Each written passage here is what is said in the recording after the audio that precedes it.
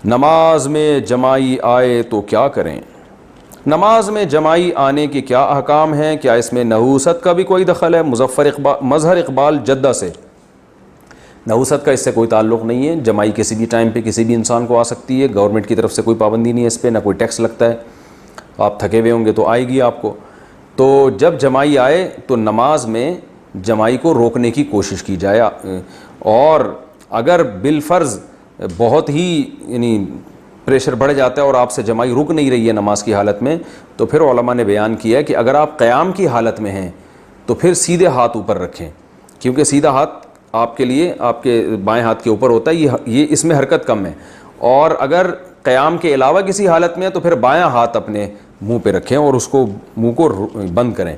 ऐसा ना हो कि वो बिल्कुल इस तरह नमाज में मुंह खोल के खड़े हों। ये नमाज की अदब के बिल्कुल ख़िलाफ़ है।